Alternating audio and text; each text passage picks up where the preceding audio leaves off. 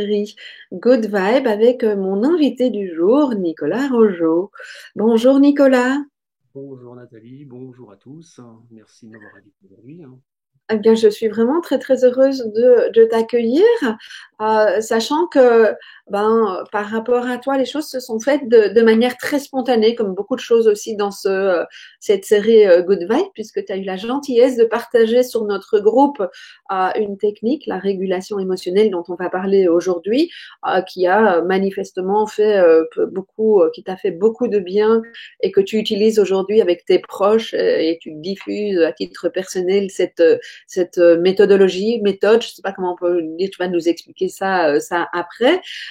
Et je t'ai proposé de venir nous expliquer cette méthode.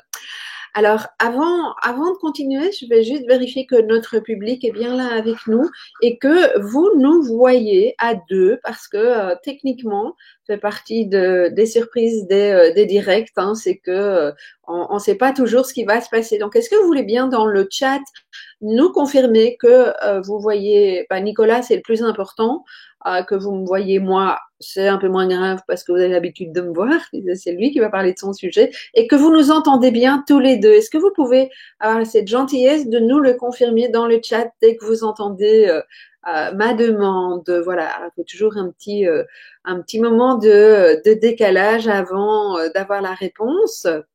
Euh, et pendant ce temps-là, en attendant les réponses, alors Nicolas, plutôt que de te présenter, moi, je vais plutôt te proposer de le faire parce que tu as une histoire de vie particulière qui fait qu'effectivement, tu t'es intéressé à différentes techniques, hein. Donc, je sais que tu travailles dans l'informatique, ça c'est le boulot que tu fais alimentairement, si je peux dire, mais il y a autre chose que tu as envie de nous transmettre aujourd'hui.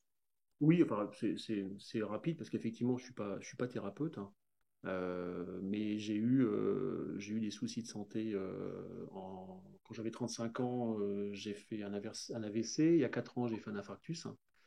Et je me suis rendu compte qu'effectivement, c'est là que j'ai découvert les conséquences du stress au travail ou au quotidien en général, et les conséquences que pouvait avoir quelque chose qui est complètement impalpable, à savoir du stress, alors que j'avais pas de raison particulière, j'avais pas d'antécédents médicaux particuliers, et les conséquences que peut avoir quelque chose qui est complètement impalpable sur le corps et avoir vraiment des conséquences physiques réelles. Et à partir de là, effectivement, je me suis rapproché de la méditation, de la sophrologie. J'ai rencontré quelqu'un qui m'a parlé de la régulation émotionnelle sous forme de Tipeee. Ouais. Euh, c'est un outil, alors c'est pas tout à fait un outil parce qu'en fait c'est une capacité innée, donc c'est pas un outil, mais on va appeler ça un outil, disons, qui existe depuis très très longtemps, hein. Et j'ai eu la chance, opportunité de vie, hasard, suite à un bilan de compétences, de rencontrer quelqu'un qui m'a proposé une formation, de me former, hein, et je me suis formé en régulation émotionnelle MRES, qui est une variante légère, hein, sur la régulation émotionnelle, et une seconde formation corps et dépendance, qui va toucher plutôt quelque chose d'un petit peu plus élaboré, on va dire, hein, qui touche tout ce qui est trouble du comportement, tout ce qui est addiction, tout ce qui est éventuellement douleur physique liée aux émotions. Voilà. Ok. Et aujourd'hui, je pratique pour aider, et dans le cadre du confinement, raison de plus, effectivement. Oui, effectivement, on a besoin, parce que pour certaines personnes hypersensibles, le confinement, ça peut venir chercher des choses pas faciles. Émotionnellement, il y a pas mal de choses qui peuvent être compliquées, surtout si on navigue beaucoup sur Internet, les réseaux sociaux. Et puis, moi, je vois aussi qu'on est happé, je ne sais pas vous, mais je reçois beaucoup plus de mails, de Messenger, etc., que d'habitude, le WhatsApp, et moi, j'ai vraiment besoin de prendre du recul. Alors, je le sais parce que j'ai l'habitude de travailler sur les réseaux sociaux, donc c'est assez clair pour moi à quel moment je décide de me mettre dans ma bulle, mais c'est pas le cas de chacun. Alors, explique-nous, sachant qu'on nous voit bien en double, hein, donc je suppose en double que ça veut dire et toi et moi. Est-ce que tu peux nous expliquer comment ça fonctionne tout ça? Bien sûr. Alors la première étape, effectivement, on part de l'émotion. et identifier l'émotion. Donc ça peut paraître évident. Donc une émotion, c'est une réaction affective temporaire qui est généralement liée à un stimulus extérieur. Donc les émotions connues, effectivement, c'est la joie, la surprise, mais celle-là, en général, elle ne pose pas vraiment de problème, hein. Ce sera plutôt effectivement la colère, la peur, la tristesse, le dégoût. Voilà, c'est les émotions qui nous posent problème. Et concrètement, on va avoir au quotidien un certain nombre d'inconforts émotionnels, voire de perturbations, voire de blocages émotionnels. Euh, Exactement, c'est quoi? C'est en fait une peur, une angoisse. Ça va être un comportement agressif. Ça va être un comportement gênant, inadapté. Ça peut être une phobie, un sentiment de tristesse, un sentiment de honte ou de culpabilité, voilà, qui dans notre quotidien vont remonter, vont surgir suite à certaines situations qui ne sont pas forcément susceptibles de générer ce genre de sensations, enfin, d'émotions en tout cas, au quotidien. Et on peut aller jusqu'à des troubles du comportement, des addictions, voire des symptômes physiques. Euh, donc, autant on a des blocages émotionnels qui peuvent être évidents à identifier, donc une phobie, hein, une peur, hein, c'est facile, hein. Il y a des inconforts émotionnels qui sont un petit peu plus subtils, mais qu'on apprend après au quotidien à identifier. Quand on va éviter certaines petites situations, quand on va avoir du mal à se lever le matin, à se dire tiens, qu'est-ce qui se passe là? Pourquoi j'arrive pas à me lever? Voilà, des petites choses qui sont un peu plus subtiles et qu'on va après qu'on arrive à Auquel identifier. en fait, c'est ça qui se passe. Ok. Mhm. Et vu qu'on parle de confinement, effectivement, moi je vois deux cas de figure. Effectivement, le confinement va amener pour tout le monde des nouvelles peurs, des nouveaux troubles émotionnels. C'est-à-dire que voilà, la peur de mourir, la peur d'être contaminé, la peur de la solitude, la peur de manquer. Voilà. Donc déjà, le confinement amène un certain nombre de nouvelles peurs. Et ensuite, hein, le deuxième cas que je vois un peu au quotidien, c'est qu'on a des perturbations existantes qui vont être exacerbés, hein. Euh, on a, on a en général la possibilité de fuir nos perturbations habituelles, chose que le confinement ne nous permet pas. On a la possibilité en général de sortir, d'aller faire du sport, d'aller voir les copains, on peut aller faire des courses, faire du shopping, aller se promener. Enfin, voilà, on a des possibilités de fuir ce quotidien-là quand on sent que la pression elle monte, quand on a un petit peu de tension, hein. On a même tous les matins, on va travailler, ou le lundi, après un week-end compliqué, voilà, on prend sa voiture, les transports en commun, on va bosser, on passe notre journée. Voilà, ça nous permet de nous changer les idées, on change de cadre et on revient le soir, ça va mieux. Aujourd'hui, avec le confinement, on n'a pas tout ça. Ce qui fait qu'on a une espèce d'exacerbation, ça se dit ça? Oui, je crois que ça se dit, oui, Ah oui, oui, tout à fait. Mhm. de, de, on va dire, de nos perturbations habituelles. On rajoute à ça effectivement une activité physique moindre pour la plupart des gens, voire sportive moindre. Les 6 000 ou 10 000 pas que certains font, ça devient beaucoup plus compliqué quand on est confiné, hein. C'est- Euh, euh, voilà. Si on ajoute à ça, effectivement, en général, des heures passées devant l'écran beaucoup plus importantes, hein, des rythmes de vie décalés, un rythme des heures de sommeil qui sont repoussées, hein. Voilà, on a du coup là une espèce de cocktail, on a plein de facteurs qui font qu'on a une qualité de sommeil qui est plus bonne, et comme on le sait, en général, avec un mauvais sommeil, hein, on se retrouve à être moins patient, moins conciliant, et du coup, la pression monte beaucoup plus vite. Donc, on a voilà, une espèce d'alchimie, des nouvelles émotions, des émotions exacerbées, plus de la fatigue. Voilà. On a, Oui, on a, on a un bon cocktail aujourd'hui pour pouvoir on a vraiment matière à pouvoir gérer les émotions. Voilà. ah, ça c'est sûr. Un bon cocktail, comme tu dis. C'est ça. Alors du coup, là j'ai parlé d'émotions, hein, mais Ouais. Mhm. la régulation émotionnelle, exactement, c'est quoi? En fait, la clé de la régulation émotionnelle, c'est le corps. Ok. Ça, le corps, on en parle très souvent. Voilà, il y a plein de vidéos qu'on entend là au quotidien, et notamment sur cette chaîne, où on voit souvent que le corps est au centre de beaucoup de choses et de beaucoup de solutions. La régulation émotionnelle, il faut savoir que c'est un processus qui est organique. C'est pas vraiment un outil, c'est quelque chose qui est inné, hein. Voilà, c'est une capacité innée de résilience du corps. J'utilise résilience, c'est vraiment, pour ceux qui connaissent peut-être pas ce mot, c'est la capacité que va avoir un corps un matériau à revenir à sa forme initiale après un choc, après une déformation. Donc voilà, c'est vraiment, on fait notamment une résilience, une régulation, mais on fait une résilience émotionnelle. Le terme est vraiment utilisé euh, à propos, quoi. Ok. Euh, et donc, je disais, la solution est dans le corps. La solution est vraiment à l'intérieur, hein. Et bah, ironie du sort, justement, et on en a beaucoup en ce moment, c'est que bah, on nous demande de rester à l'intérieur. On nous l'impose, et moi je trouve que c'est une très bonne idée parce que c'est vraiment l'occasion qu'on a aujourd'hui de venir à l'intérieur et de venir voir ce qui se passe à l'intérieur. Euh, Parce que en régulation émotionnelle, la solution, c'est le corps.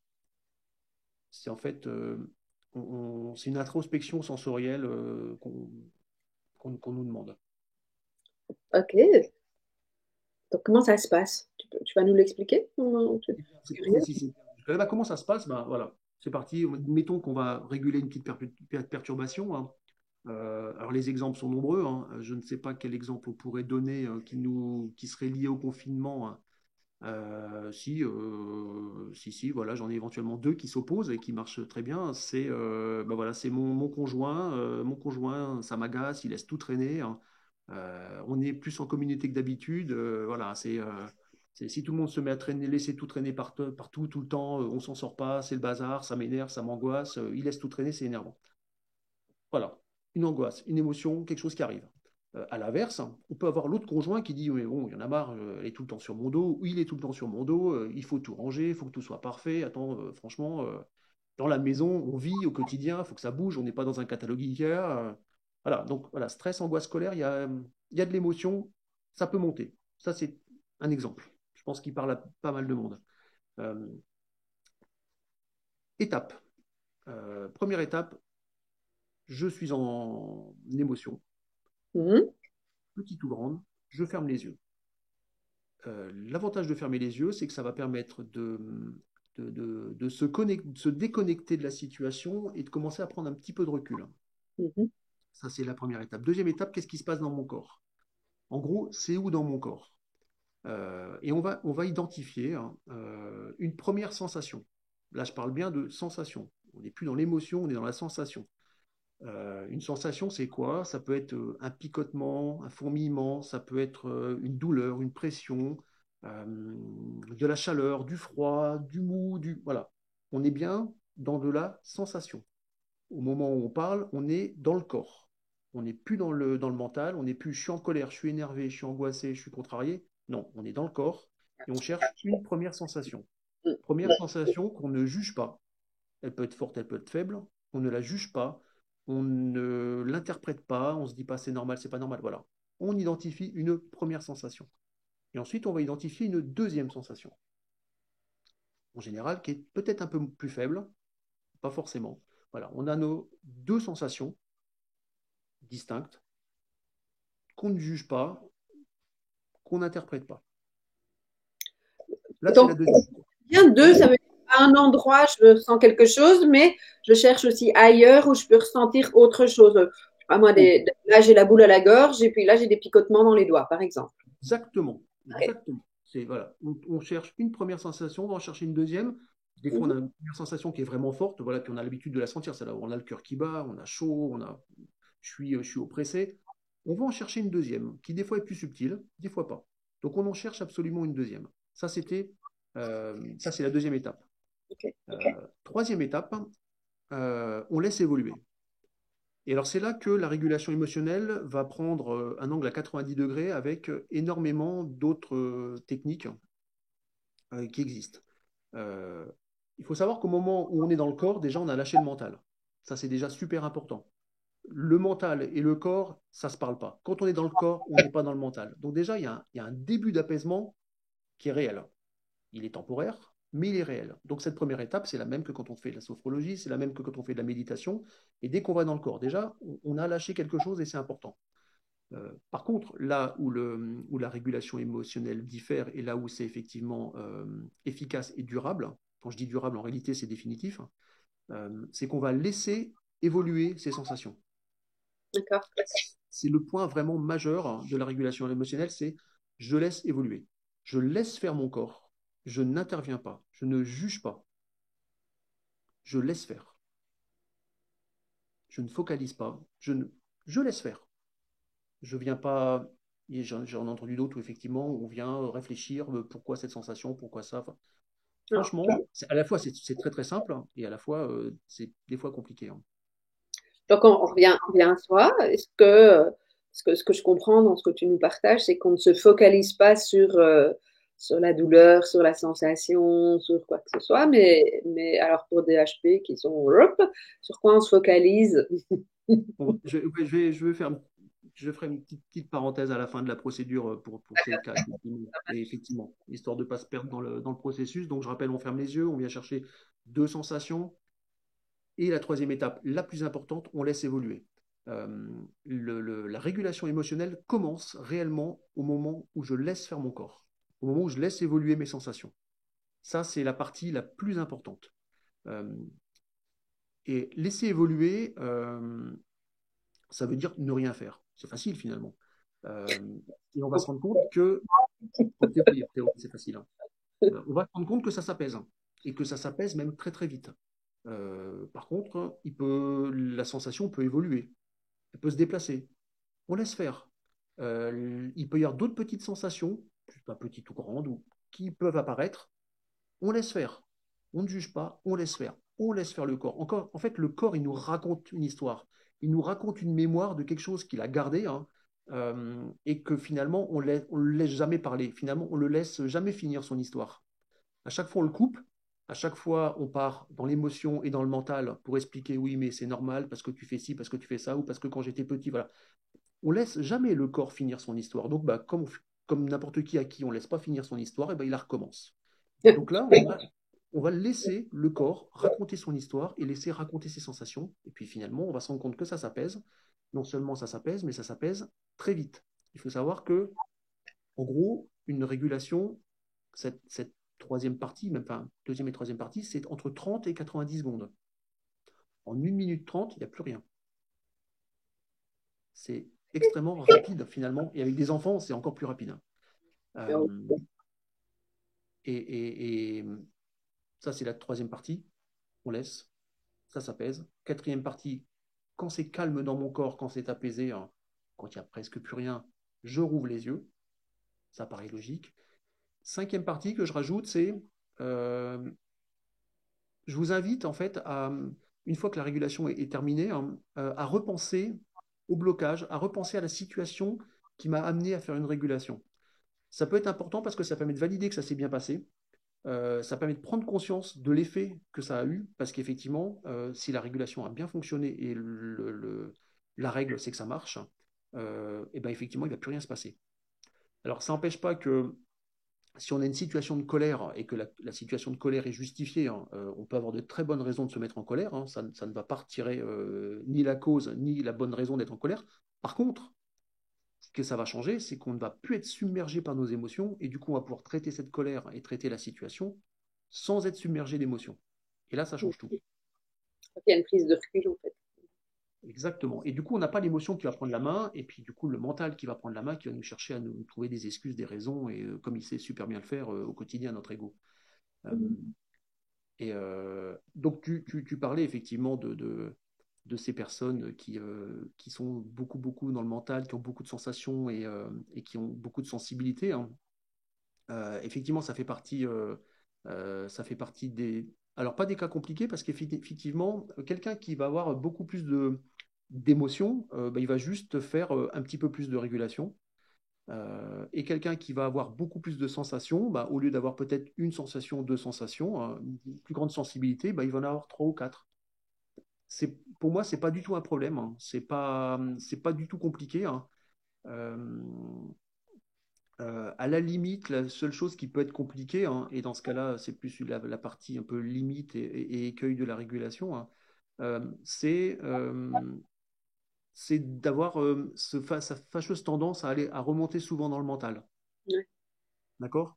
Et quand on remonte souvent dans le mental, ben, on n'est plus dans le corps. Ouais, juste. Donc il y a deux, quand une régulation émotionnelle ne fonctionne pas bien, ça vient en général de la troisième étape, hein, de la partie où effectivement on laisse évoluer. Et il y a deux erreurs qui sont habituelles, hein. Justement, c'est la focalisation. Donc, j'ai une sensation et je me focalise dessus. Je me Ouais. concentre dessus. Je la visualise, voilà. Et donc ça, c'est une grosse erreur. Donc, c'est se concentrer dessus. Parce que se concentrer, c'est remonter dans le mental. On n'est plus dans le corps. L'histoire est coupée, hein. Voilà, on a coupé le corps dans son histoire, c'est terminé. Le deuxième écueil et la deuxième raison pour laquelle en général ça peut, donc c'est rare, mais enfin, ça fait partie des cas les plus fréquents, c'est le contrôle, la prise de Ouais. contrôle. C'est-à-dire que je vais vouloir reprendre le contrôle sur ce qui se passe dans mon corps. Je vais vouloir prendre des grandes respirations. Ou au contraire, si je suis habitué à faire de la sophrologie, je vais vouloir souffler. Voilà. La pédale de frein de la sophrologie, de la respiration avec le parasympathique, voilà. Je veux souffler. Je veux lâcher. C'est trop fort. J'ai l'habitude qu'en sophrologie, quand c'est trop fort, je souffle. Ok, ça marche très bien en sophrologie. Ça freine. Par contre, on vient contrôler ce qui s'est passé dans le corps. Quand on va venir se décontracter, on sent qu'il y a des tensions, on va vouloir faire des mouvements. Quand on va vouloir bloquer un tremblement, on a une main qui va trembler, on veut le bloquer. Voilà. Dès qu'on va venir chercher à prendre le contrôle sur ce qui se passe, ça peut être par peur, hein, parce qu'on sent des choses qui se passent et on a peur. Du coup, le mental reprend la main, et là la régulation est à recommencer. Et puis il y a ces personnes, j'en fais partie, qui font beaucoup d'allers-retours, hein, tout là-haut, tout là-haut, tout là-haut, et puis qui redescendent. Et dans ce cas-là, ce que je préconise, c'est sur la phase 3, donc qui est la phase de laisser évoluer, et c'est ce que je fais, c'est de le dire, ou mentalement, ou même oralement, laisse évoluer, laisse faire. Donc en fait, la seule chose pour laquelle je laisse la main à mon mental, c'est de dire laisse faire. Donc à ce moment-là, eh ben, son seul rôle, c'est de dire laisse faire. Il y a une autre sensation, ça bouge, ça se déplace, laisse faire. J'ai un autre petit picotement, laisse faire, laisse évoluer. Voilà. Je dis à mon mental, tu veux prendre la main parce que tu sais faire ça de façon euh, fréquente. Et ben dans ce cas-là, vas-y, donne l'ordre de laisser faire. Et ça marche plutôt très très bien. Ok, c'est comme si on donnait une autorisation. Si je reprends la métaphore que tu as utilisée tout à l'heure, quand on repousse, ça revient, en fait, c'est donner une autorisation. Enfin, c'est comme ça que moi je le vois, en tout cas. Oui, oui, parce qu'il y a des personnes qui, en étant dans le contrôle, ne s'autorisent pas à vivre leurs sensations. Tout à fait. Mhm. Tout à fait. C'est à la fois permettre de trouver une alternative à cette remontée dans le mental, hein, à ce jugement, à pourquoi ça m'arrive là, pourquoi c'est ça, qu'est-ce qui se passe, c'est fort, c'est pas fort, est-ce que c'est normal, voilà. Donc on lui dit, hein, ok, on t'autorise, on autorise le corps et on lui donne une petite consigne, hein, histoire de l'occuper, histoire d'occuper le mental.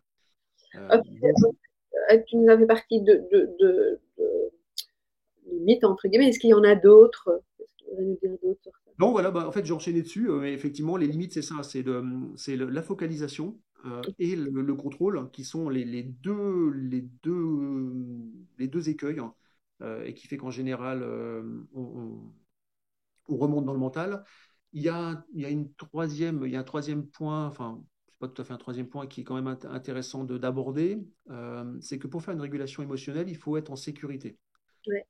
Alors, je ne parle pas de la sécurité. Effectivement, si on est en train de conduire, hein, qu'on sent qu'il y a une perturbation, on ne va pas fermer les yeux. Ça, c'est du J'espère. bon sens. C'est du bon sens. Je parle de la sécurité émotionnelle. On donne un exemple qui est souvent assez significatif, c'est voilà, le vertige. Le vertige, qui est une perturbation émotionnelle comme une autre, hein. Ça doit être une phobie, ça se traite exactement pareil, hein. Quand je suis au bord du précipice, quand je suis sur mon balcon, surtout en ce moment quand on ne peut pas sortir, j'ai le vertige, hein, c'est pas de chance. Voilà, quand je suis dans cette situation et que je sens le vertige, hein, qui arrive et que je suis complètement bloqué, je ne vais pas faire une régulation à ce moment-là. Je D'accord. suis dans l'incapacité. On est submergé d'émotions, on ne peut pas à ce moment-là le faire, c'est pas possible. Donc dans ce cas-là, ce qu'on va faire, c'est qu'on va reculer deux, trois pas. On va se mettre en sécurité, on va se mettre en sécurité émotionnelle. À même titre, hein, si on prend des exemples du confinement, si on est en pleine tension, ou on sent qu'il y a une tension, on a le conjoint qui est en face et ça ne se passe pas bien et que la tension monte, ça va être très très compliqué de faire une régulation en face du conjoint ou en face de ce qui vraiment nous cause cette perturbation émotionnelle. Dans ce cas-là, on va s'écarter, on va aller dans la salle de bain, on va aller dans les toilettes, ça c'est très très bien, on peut fermer à clé, on est tranquille. À ce moment-là, on s'est mis en sécurité. l'émotion est encore là, les sensations sont encore là. C'est l'histoire de 2-3 secondes, hein. On tourne le couloir, on va dans la salle de bain ou des choses comme ça, voilà. Ou on recule justement de ce parapet qui nous donne le vertige, ou de ce balcon. On se met en sécurité. Et là, on va pouvoir faire la régulation tout à fait normalement. Okay. Donc ça, c'est Après, important, effectivement, c'est de prendre ce petit temps de recul s'il y a, il y a trop, en fait. exactement. Exactement. Et il y a des situations où on ne peut pas. Ça se comprend. On est en train de. Le ton monte, la situation monte, on sent qu'il y a une émotion, une mauvaise émotion qui arrive parce qu'on est en train de se prendre la tête, hein. Euh, c'est compliqué de dire stop, je fais une régulation. Dieu, ce terme de com, c'est pas évident, quoi. Non, ça peut être très bien aujourd'hui dans les couples et dans les familles. Le confinement peut s'y prêter, que tout le monde soit au courant de ça. Ah ben, après, le conjoint peut très bien ne pas adhérer, hein, mais ça peut être intéressant de mettre en place un code et de dire éventuellement, bon, ça peut être la croix, ça peut être n'importe quoi, dire voilà, je fais ça, moi ça me fait du bien, ça marche chez moi, tu n'y crois pas, c'est pas grave. Par contre, accepte que quand je te fais signe, ce signe-là, ou quand je te dis ça, accepte que ce soit mon moment dont j'ai besoin, accepte de comprendre que c'est le moment où moi, il faut que j'aille traiter quelque chose chez moi. Ouais, C'est c'est pas important. intrusif, voilà, c'est pas intrusif chez l'autre. J'invite aussi le conjoint à ne pas dire va te faire réguler, voilà, de façon plus ou moins sympathique. Voilà. Mais voilà, donc ça peut être intéressant et important de l'expliquer, hein, et de dire voilà, c'est mon moment à moi, il y a quelque chose qui se passe chez moi qui est pas fluide. Ça peut être juste un inconfort. Je te laisse continuer, c'est ce que j'ai dit tout à l'heure. C'est Allô. ça. Oui. Et, et donc voilà, ça peut être intéressant de mettre en place ce petit rituel de façon à pouvoir laisser comprendre à l'autre qu'on est dans un inconfort et qu'on a besoin de ce petit moment pour pouvoir réguler, hein. Ok, génial. Je trouve que c'est particulièrement important ce que tu nous dis au niveau de ce code. Enfin, en tout cas, c'est du vécu chez moi avec mes beaux-enfants à l'époque où ils vivaient encore à la maison. Hein, il y avait un terme, ils savaient que quand je prononçais ça, il fallait me laisser tranquille.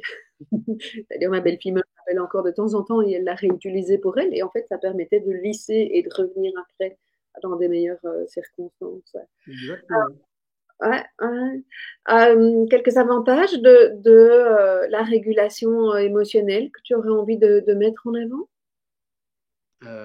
Oui, alors on en a vu dans l'explication, comme tout le monde a pu l'entendre, donc déjà c'est une capacité innée, hein. Donc on dit un outil, mais c'est plus un processus, c'est quelque chose d'inné. Voilà, c'est comme guérir d'une cicatrice, c'est quelque chose que fait le corps. Donc le gros avantage, c'est qu'il n'y a pas besoin de connaissances spécifiques, il n'y a pas besoin d'une procédure plus ou moins complexe, il n'y a limite pas besoin de quelqu'un d'autre. C'est quelque chose qu'on fait vraiment soi-même.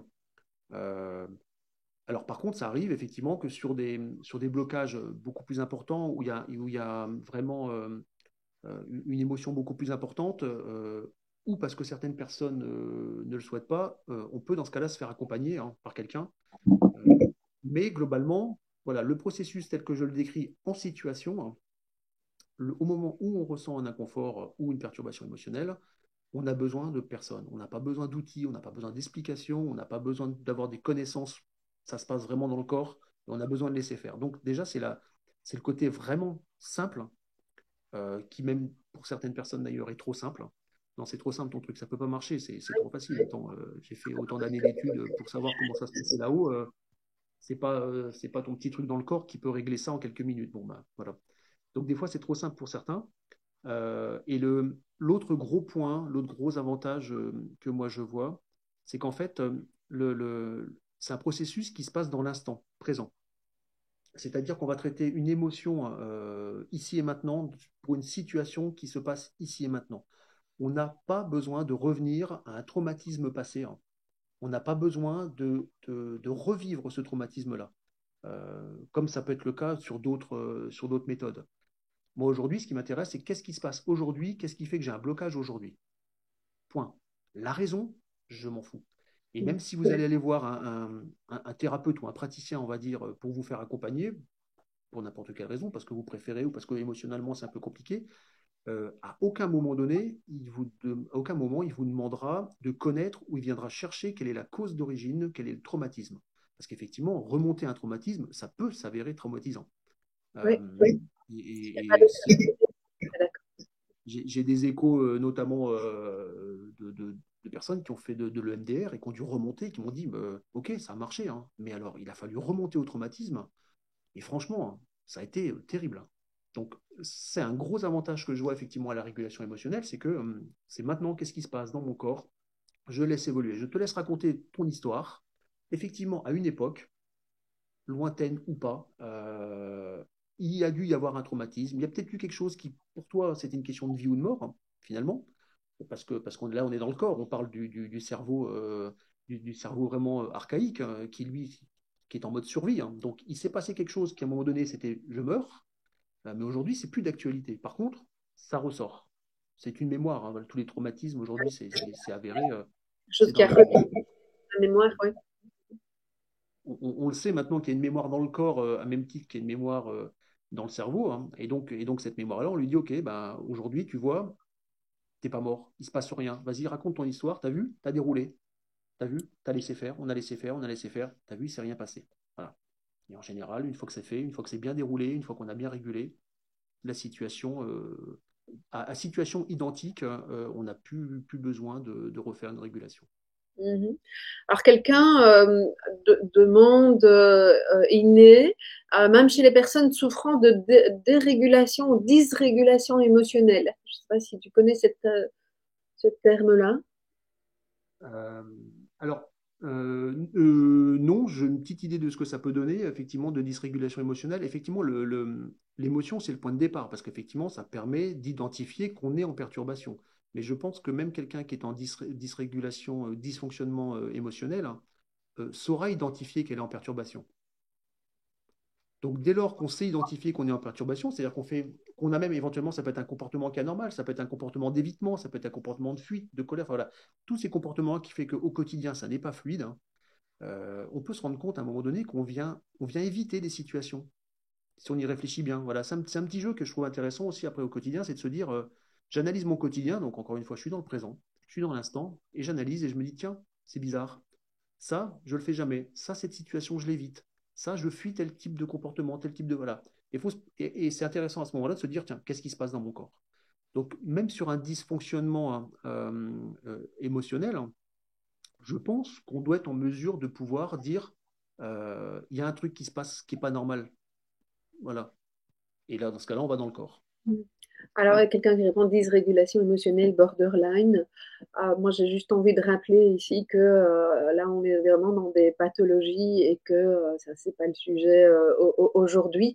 Ce que j'entends surtout, hein, parce que ce sont des sujets à travailler avec des professionnels de la santé mentale, ça me semble tout à fait clair. Ce que je trouve très intéressant dans ce que Nicolas nous amène, c'est que c'est vraiment un outil qui nous permet, il nous propose une procédure qui nous permet effectivement de réguler. Alors, et comme tu l'as dit tout à l'heure, parfois certaines personnes ont besoin d'aller consulter parce que peut-être qu'elles n'y arrivent pas, parce que, je ne sais pas ce que tu as dit, mais moi je rajoute, il y a peut-être une pathologie qui demande d'être accompagnée, de consulter. Donc voilà, hein, soyons clairs avec ça. Mais en tout cas, je trouve que c'est très intéressant ce process que tu nous proposes.